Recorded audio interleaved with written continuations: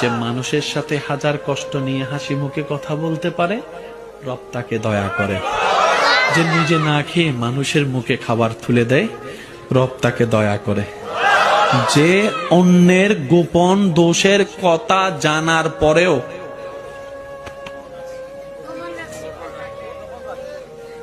আল্লাহ তাকে দয়া করে। যে বড়দেরকে সম্মান করে, আল্লাহ তাকে দয়া করে। যে ছোটদেরকে স্নেহ করে, আল্লাহ তাকে, জুড়ে বলেন আল্লাহ তাকে।